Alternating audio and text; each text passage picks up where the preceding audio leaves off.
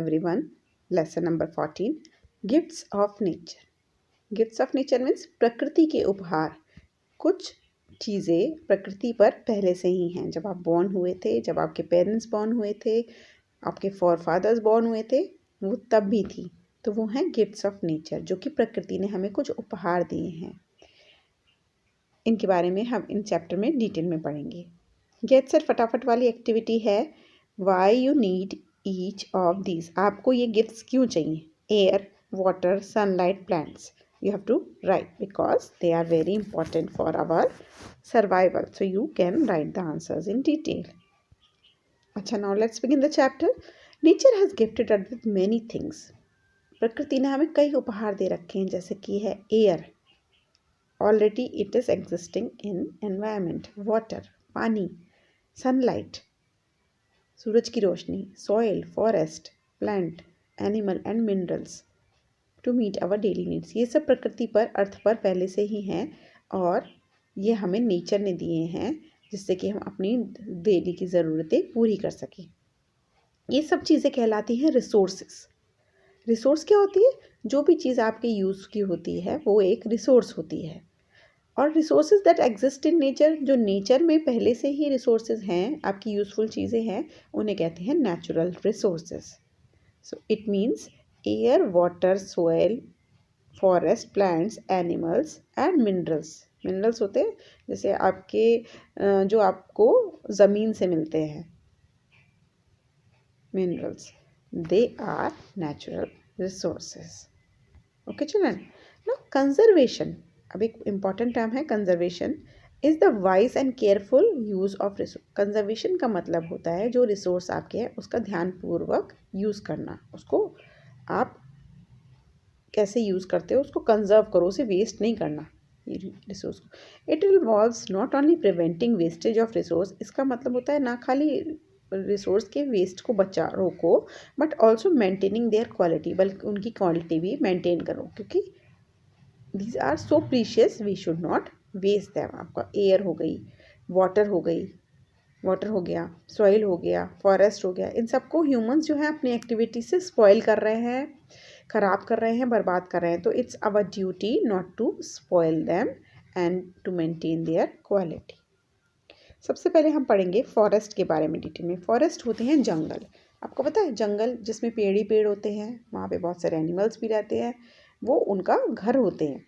और इतने पेड़ होने की वजह से वो अर्थ का जो पॉल्यूशन है वो सारा अपने अंदर ले लेते हैं और अर्थ को प्यूरिफाई करते हैं ऑक्सीजन रिलीज़ करके। और अर्थ पे हम लोग रहते हैं तो वो बहुत ही अच्छा काम करते हैं। वो एक्ट करते हैं as a lungs of earth. Earth के लंग्स का क्या रोल होता है आपकी बॉडी में? Exchange of gases, carbon dioxide लेते हैं, ऑक्सीजन रिलीज़ करते हैं। ऐसे ही फॉरेस्ट जो है वो लंग्स ऑफ अर्थ कही जाती, क्योंकि वो ऑक्सीजन जो है वो रिलीज़ करते हैं और सारी प्यूरिफाई कर देते हैं एयर, सारी डर्ट अपने अंदर ले लेते हैं। और फॉरेस्ट से हमें बहुत सी चीज़ें मिलती हैं, जैसे कि वुड, लकड़ी, रबड़, जो आपके टायर्स बनते हैं, फर्दर मेडिसिन्स, काफ़ी सारी औषधियाँ जो कहते हैं, fruits, clothes and paper. Jute बनता है पौधों से, फॉरेस्ट से, ट्रीज से। वुड फर्नीचर बनता है, रबर टायर बनते हैं, मेडिसिन बनते हैं, कई फल हम खाते हैं। तो इतनी सारी चीज़ें हमें मिलती हैं। और तो और इसमें कई सारे बर्ड्स और एनिमल्स भी रहते हैं। आपने देखा है ना जंगलों में, पेड़ों पे कितने सारे बर्ड्स और एनिमल्स रखते हैं। और जो फ्रूट्स होती हैं ट्री की, वो सॉइल को बाइंड रखती है, मीन सॉइल को जकड़ के रखती है, नहीं तो सॉइल सारी उड़ जाएगी। तो उनको बांध के रखती है जिससे कि सॉइल इरोजन ना हो। Conservation of forest. Conservation of forest means it's our duty to protect the forests. ये हमारी ड्यूटी है कि हम फॉरेस्ट को प्रोटेक्ट करें। Recycle all paper and cardboard that you use. जो भी कार्डबोर्ड और पेपर आप यूज़ करते हो उसको रिसाइकिल करो। क्यों? क्योंकि कार्डबोर्ड और पेपर जो है वो ट्रीज़ के कटने से बनता है। तो जितना ज़्यादा आप उन्हें यूज़ करोगे, रीयूज़ करोगे, उतना कम पेपर की रिक्वायरमेंट होगी और उतना ही कम ट्रीज़ कटेंगे। सेलिब्रेट वन महोत्सव bye planting trees in your school and locality. आप सब भी वन महोत्सव बनाओ जिससे कि आपकी ट्री जो आपकी सोसाइटी में अच्छे अच्छे ट्री लग सकें। आप ट्री प्लांटेशन करो अपने स्कूल में, अपनी लोकेलिटी में, अपने फ्रेंड्स के साथ मिलकर। About 17 trees are cut to make 1 ton of paper. 1 ton paper बनाने के लिए कम से कम 7 ट्रीज को कट करना पड़ता है। तो कितना वेस्टेज हो जाता है, कितने लंग्स हम काट देते हैं। सो कंजर्व फॉरेस्ट। नेक्स्ट हमारे यहाँ पे आता है वाटर। वाटर एक वंडर लिक्विड है जो कि हर एक्टिविटी के लिए ज़रूरी है और हर लिविंग बीइंग को पानी चाहिए होता है। We can not survive without water. Water on earth. Earth पे वाटर कहाँ कहाँ मिलता है? पॉन्ड्स में, लेक्स में, रिवर में, सीज में, ओशियंस में। और कुछ पानी बारिश के बाद अंडरग्राउंड वाटर भी बन जाता है। ग्राउंड उसको सोक कर लेता है और वो अंडरग्राउंड वाटर बन जाता है। और हमें बहुत सारी चीज़ों के लिए पानी चाहिए होता है। किस किस चीज़ के लिए चाहिए होता है भाई? हमें पानी पीने के लिए चाहिए होता है, ब्रश करने के लिए चाहिए होता है, नहाने के लिए चाहिए होता है, कपड़े धोने के लिए चाहिए होता है, बर्तन धोने के लिए चाहिए होता है, पौधों को पानी डालने के लिए चाहिए होता है, और पानी यूज़ होता है इलेक्ट्रिसिटी बनाने के लिए भी। तो कितने सारे यूजेस हैं पानी के। और पानी फार्मर्स जो हैं वो अपनी क्रॉप्स को इरिगेट करने के लिए भी लगाते हैं। इरिगेट मीन्स फसलों में पानी डालने के लिए भी यूज़ करते हैं। बहुत ही इंपॉर्टेंट है, इसको ध्यान से यूज़ करना चाहिए। पानी को वेस्ट करना is not good for us. ठीक है। Conservation of water, how you can protect water, how you can save water. Take short shower. Shower जब हम लेते हैं, नहाते हैं घंटों घंटों, तो शावर ऊपर से चलता रहता है, हम नहाते रहते हैं तो बहुत ज़्यादा पानी वेस्ट होता है। तो छोटे शावर लो, या पॉसिबल हो तो बाल्टी मग्गे से ही नहा लो instead of shower. Take only as much water in the bucket as you need. जितना पानी चाहिए हो उतना ही पानी का उपयोग करो। बकेट में ही क्यों, ग्लास में भी, पीने वाले पानी में भी उतना ही वाटर लो। Do not keep the tap running. जब हम ब्रश करते हैं या हम जब नहा रहे हों तो टैप ओपन करके नहीं नहाना चाहिए, ना ब्रश करना चाहिए, उससे पानी वेस्ट होता रहता है। Collect rain water in tubs and tanks, use it to water your plants, wash your clothes. जिस जिस चीज़ों के लिए आप यूज़ कर सकते हो एटलीस्ट रेन वाटर उन चीज़ों के लिए यूज़ करो, बस उसे पीना नहीं चाहिए। फैक्ट बाइट हमारे पास एक आई है, बहुत इंपॉर्टेंट है। यहाँ पर 2 टर्म्स, वो है renewable resources and non renewable resources. तो रिन्यूएबल रिसोर्सेज वो नेचुरल रिसोर्सेज होती हैं जो दोबारा बनाई जा सकती हैं, नेचुरल प्रोसेस के बाद दोबारा बनाई जा सकती हैं। जैसे कि लैंड है, वाटर है, एयर है, सनलाइट है, ये हमें नेचुरल प्रोसेस से मिली हैं। ठीक है। और ये है रिन्यूएबल रिसोर्सेज। और जो रिसोर्स जैसे कि कोल, कोयला, ऑयल, नेचुरल गैस और मिनरल्स, ये दोबारा नहीं बनाए जा सकते, नेचुरली दोबारा नहीं बनते हैं। ये होती है नॉन रिन्यूएबल रिसोर्सेज। तो अगर ये एक बार खर्च हो गई तो ये बहुत कई सालों में बनती है। तो आप जो पेट्रोल अपनी गाड़ी में डलवाते हो वो थोड़े दिनों में ख़त्म हो जाता है। ख़त्म होने के बाद उसको बनने में, मतलब आपकी गाड़ी में नहीं, मतलब नेचुरल रिसोर्सेज से उनको बनने में हज़ारों साल लग जाते हैं। तो वो कहती हैं वो कौन से हो गई, वो हो गई नॉन रिन्यूएबल रिसोर्सेज। लेकिन जो नेचुरल रिसोर्सेज हैं जैसे कि पानी है, एयर है, सनलाइट है, लैंड है, ये बहुत सारा है और ये रिन्यूएबल रिसोर्स होती है। ठीक है। आगे बढ़ते हैं। Animals. Animals, there are so many animals on this earth. और हमें एनिमल्स की बहुत ज़रूरत होती है because we drink milk, eat meat, eggs and manure. Manure क्या होता है? काऊ डंग। आपको पता है गाय का जो गोबर होता है उसे आप फसलों में डाल सकते हो, पौधों में डाल सकते हो, उसको किसी चीज़ों में मिक्स करके वो मैन्योर का काम करते हैं। मैन्योर होती है खाद। ठीक है। तो बहुत यूज़फुल है, कई तरीके से हम उन्हें यूज़ करते हैं। और कई तो वाइल्ड एनिमल्स हैं जिनके दांत, हॉर्न्स होते हैं, सींग, फर होता है उनकी बॉडी में, स्किन में जो शाइनी फर होता है वो हम भी यूज़ करते हैं। और इसी से क्या हुआ, बहुत सारे एनिमल्स एक्सटिंक्ट होने लगे क्योंकि लोग बाग उन्हें मारने लगे। हाथी के दांत, राइनोसोरस का वो जो नाक पे बहुत बड़ा सींग होता है वो, ये सब लोग बाग उनको मार कर उनकी बॉडी से लेने लगे। तो इससे कई एनिमल्स जो हैं वो एक्सटिंक्ट हो गए हैं, अब वो दिखते नहीं हैं। They are no more seen and endanger हो गए हैं वो।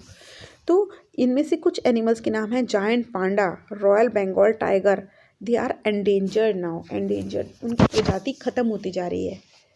तो ये तो हमारी ड्यूटी है कि conservation of animals.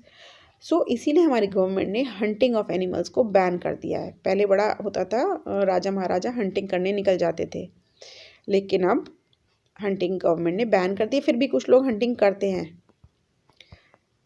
Stop hunting animals, आप लोग हंटिंग एनिमल्स नहीं करना, ठीक है। और एनिमल्स के लिए क्रूअल भी नहीं होना, बिकॉज वो कुछ बोल नहीं पाते हैं, आप उनको मारो नहीं, उनको परेशान नहीं करो। Do not destroy the natural habitat of birds and animals.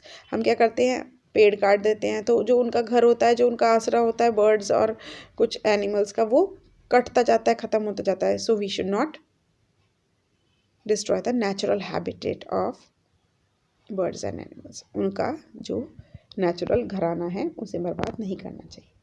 आगे बढ़ते हैं लैंड और सॉइल पे। बहुत इंपॉर्टेंट चीज़ें हैं लैंड और soil. We grow crops, construct buildings, build factories on land. हम सब ये सब लैंड पे बनाते हैं, फसल उगाते हैं, बिल्डिंग बनाते हैं। आपका घर भी तो लैंड पे ही बना है ना, स्कूल भी लैंड पे बना हुआ है। दस land is one of the most important natural resource available. सबसे इंपॉर्टेंट नेचुरल रिसोर्स है, क्योंकि हम वो हमारा बेस है।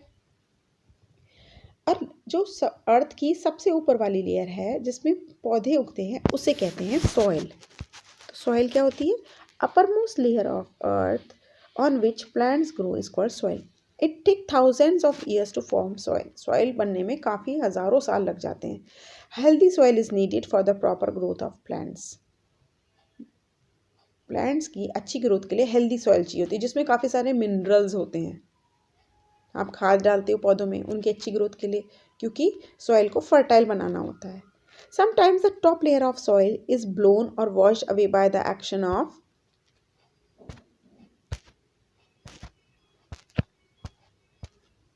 वाटर और wind. This is called soil erosion. कभी कभी क्या होता है, जब बहुत तेज हवा चलती है या बहुत तेज पानी बारिश गिरती है, तो ऊपर वाली जो लेयर है सॉइल की, वो बह जाती है या उड़ जाती है, वो कहलाता है सॉइल इरोजन। भाई आंधी चलती है, धूल उड़ती है ना, सॉइल इरोजन हो जाता है। बारिश होती है, पानी से ऊपर की लेयर जो है वो बह जाती है, सॉइल इरोजन हो जाता है। तो ये सब होता है soil erosion. Conservation of land and soil. Land और सॉइल को भी कंजर्व करना चाहिए, इसे वेस्ट नहीं करना चाहिए। कई हज़ार सालों में ये बन पाती है।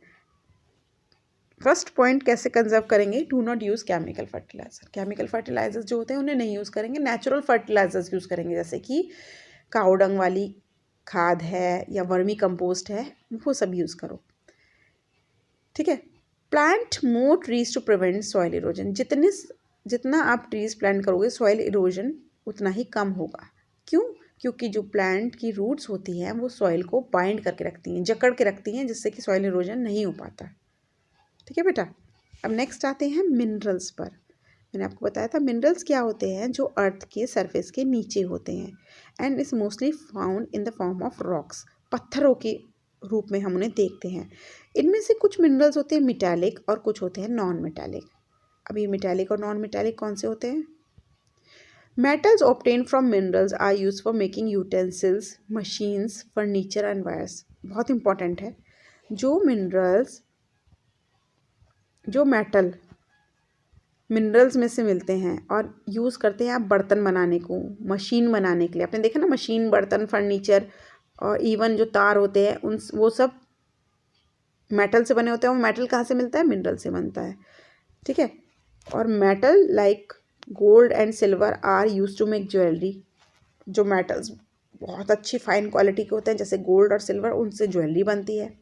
आयरन, लोहा, बहुत सारी चीज़ों में यूज़ होता है। Is use to make steel. Steel जो होती है वो आयरन की फाइन क्वालिटी होती है, फाइन वैरायटी होती है। माइका, ये इलेक्ट्रिकल गुड्स में यूज़ होती है। मिनरल्स दस modified and use by us in many ways. इसी तरीके से हम देख सकते हैं कि मिनरल्स कितने ज़्यादा हम यूज़ करते हैं। आपने देख लिया, हर चीज़ में मिनरल है, हर चीज़ में मेटल यूज़ करते हो आप। बर्तन से लेकर अपनी ज्वेलरी तक कितने सारे यूजेस हैं। सो हमें मिनरल्स को क्या वेस्ट करना चाहिए या हमें उन्हें कंजर्व करके रखना चाहिए? Conservation of minerals. Mineral deposits are limited. Use them wisely, recycle metal cans. Mineral deposit जो है वो लिमिटेड हैं अर्थ पर, आप उसे वेस्ट कम करो और रिसाइकल करो। ग्रीन बाइट आई है हमारे पास। एनर्जी डिराइव्ड फ्रॉम सन, जो एनर्जी हमें सन से मिलती है उसे सोलर एनर्जी कहते हैं। ये बहुत इंपॉर्टेंट होती है, नेचुरल रिसोर्स है, इसको स्टोर कर सकते हैं।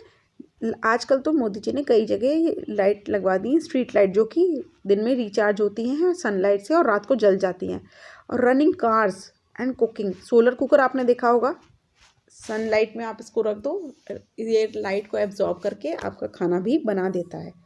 तो हमें सनलाइट जो कि एक नेचुरल रिसोर्स है उसे बहुत ही वाइजली यूज़ करना चाहिए। It's very good source of energy also. आगे आते हैं कोल, पेट्रोलियम एंड नेचुरल गैस। ये कैसे बनती है? Long ago, when plants and animals died, they decomposed and got buried under several layers of mud, soil and sand. अच्छा, क्या हुआ?